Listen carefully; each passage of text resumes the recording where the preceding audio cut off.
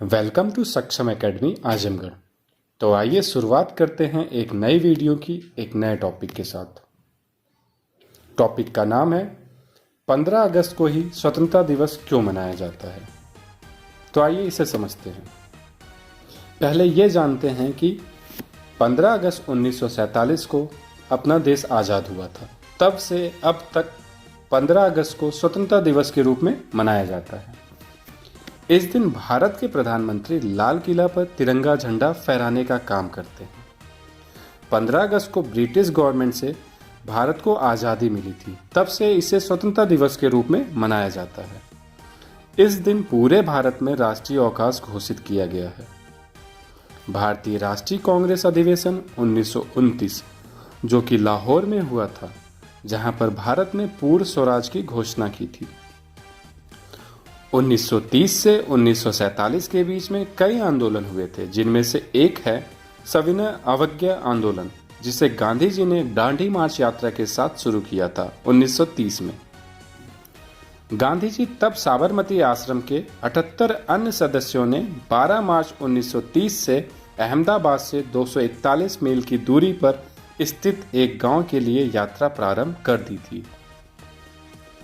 तो पहले ये समझते हैं कि सविनय अवज्ञा आंदोलन होता क्या है। इसका अर्थ यह है कि बिना हिंसा के किसी भी सरकारी आदेश की अवहेलना करना। दूसरे विश्व युद्ध के बाद ब्रिटिश गवर्नमेंट यह समझ चुकी थी कि वह भारत को लंबे समय तक अपनी शक्ति दिखा नहीं सकती थी। भारत के स्वतंत्रता सेनानी ब्रिटिश सरकार पर लगातार भारत को छोड़ने का दबाव बना रहे थे और स्वतंत्रता की लड़ाई को डटकर लड़ रहे थे। ब्रिटिश हाउस ऑफ कॉमन्स में माउंटबेटन के द्वारा भेजी गई सूचनाओं के आधार पर इंडियन इंडिपेंडेंस बिल, जो कि 4 जुलाई 1947 को पेश किया गया था, इस विधेयक को ब्रिटिश संसद ने तुरंत पारित कर दिया और इसके अनुसार 15 अगस्त 1947 को भारत में ब्रिटिश राज समाप्त होना तय हुआ।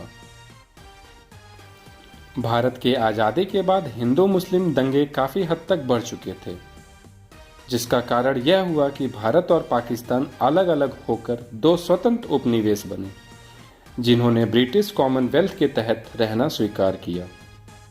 एक तरफ हमारे लिए खुशी की यह बात थी कि अपना देश आज़ाद हुआ था, दूसरी तरफ दुख की बात यह थी कि हम दो टुकड़े में बंट चुके थे, हिंदुस्तान पाकिस्तान, जिसका नुकसान यह हुआ कि 3,46,737 स्क्वायर किलोमीटर और करीब 8 करोड़ 15 लाख लोगों को एक रात में हमने गंवा दिया था।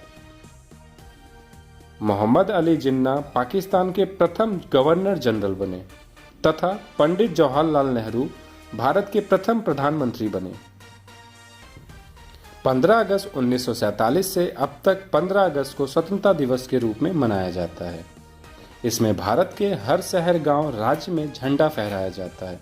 स्कूलों में कई तरह के प्रोग्राम होते हैं। हॉस्पिटल, सारी जगहों पर झंडा फहराने का काम किया जाता है।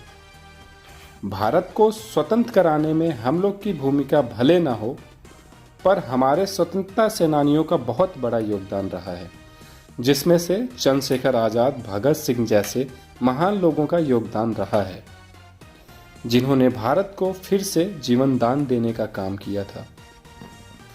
तब से 15 अगस्त को स्वतंत्रता दिवस के रूप में मनाया जाता है। आशा है आपको मेरे द्वारा समझाई गई चीज़ें आपको समझ में आई होंगी। Thank you.